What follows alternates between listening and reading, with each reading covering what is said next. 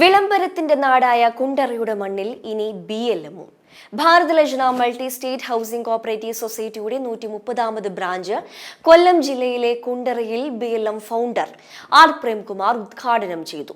ഒരു കുടുംബത്തിൽ ഒരു BLM മെമ്പറെങ്കിലും ഉണ്ടായിരിക്കുക എന്നതാണ് ലക്ഷ്യമിടുന്നതെന്ന് ആർ പ്രേംകുമാർ പറഞ്ഞു. ഓരോ ദിവസവും കുറഞ്ഞ പക്ഷം എൻ്റെ ഒരു കണക്ക് ഞാൻ പറഞ്ഞത് 100 കുടുംബങ്ങളെങ്കിൽ പുതിയതായിട്ട് അവർക്ക് ജീവിക്കാനുള്ള ഒരു മാർഗം ചെയ്തു. അതിൻ്റെ ഒരു പദ്ധതിയാണ് ഇപ്പോൾ അടുത്തത് ആലോചിച്ചുകൊണ്ടിരിക്കുന്നത്. കമ്പൽസറി ഒരു കുടുംബത്തിൽ ഒരാളെങ്കിൽ BLM കുടുംബ മെമ്പർ ആയിരിക്കണം എന്നൊരു വർക്കൗട്ട് കൂടി ഇപ്പോൾ ചെയ്തുകൊണ്ടിരിക്കുന്നു. അത് പെട്ടെന്ന് തന്നെ കൊണ്ടുവരുമ്പോൾ എല്ലാ രീതിയിലും വലിയ മൊബൈൽ വാൻ വെച്ചിട്ട് തന്നെ ചെയ്യാൻ നമ്മളെ കേരളത്തിൽ ഉള്ള ഈ കൊച്ചു കേരളം ഒരുപാട് ജനം നമ്മൾ കാണുന്നുണ്ട്.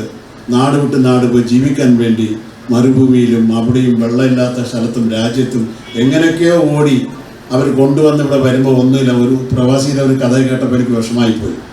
Bharat Lajna multi state housing cooperative സൊസൈറ്റിയുടെ 130ാമത് ശാഖയാണ് കൊല്ലം കുണ്ടറയിൽ പ്രവർത്തനം ആരംഭിച്ചത്. ശാഖയുടെ ഉദ്ഘാടനം BLM സൊസൈറ്റിയുടെ ഫൗണ്ടർ ആർ പ്രേംകുമാർ നിർവഹിച്ചു.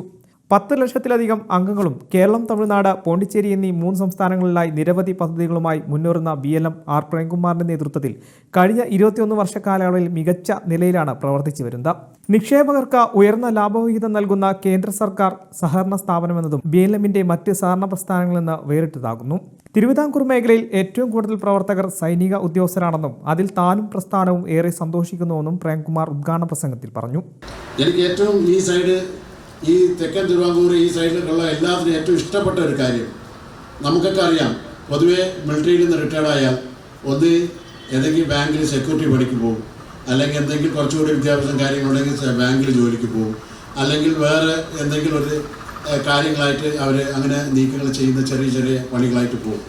നിങ്ങളൊന്ന് ആലോചിച്ച് നോക്കി, ഏത് മഞ്ഞും ഒന്നും നോക്കാതെ നമ്മളൊക്കെ ഇന്ന് സുഖമായിട്ട് കിടന്ന് വീട്ടിൽ ഉറങ്ങാൻ അവർ കണ്ണുറങ്ങാതെ ശത്രുക്കളെ രാജ്യത്തിന് നോക്കി എല്ലയിലും അവിടെയും എല്ലാ വെടിവെപ്പിനും നേരിട്ട് നിന്ന് പേടിക്കാതെ അവരെ ജീവനെ കൊടുത്ത് അവർ നമ്മളെ കാത്തു സൂക്ഷിക്കുന്ന പട്ടാളക്കാർ റിട്ടയർഡ് ആകുമ്പോൾ അവർക്ക് എന്ത് വില ഉണ്ട്? അതേ പട്ടാളക്കാർക്ക് ഞാനിപ്പോൾ ശ്രീകുമാർ പറഞ്ഞപ്പോൾ ചിന്തിച്ച കാര്യമാണ്. ഇന്ന് ഇവിടെ ഇപ്പോൾ എത്ര ആൾക്കാർ നമ്മൾ പട്ടാളക്കാരുണ്ടെന്നുള്ളത് എനിക്കറിയില്ല. പക്ഷേ അവരെ മനസാക്ഷിക്ക് അറിയാം. സാക്ഷിയായിട്ട് അവർ വേണമെങ്കിൽ അവർക്ക് ഞാൻ പറയുന്ന വാക്കുകൾ വേണം.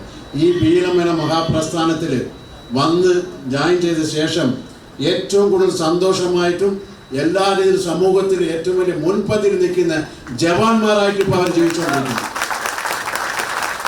അതാണ് അതിൻ്റെ ഏറ്റവും വലിയ ശക്തി. ചടങ്ങിൽ വൈസ് പ്രസിഡന്റ് A. വേദവ്യാസൻ അധ്യക്ഷത വഹിച്ചു.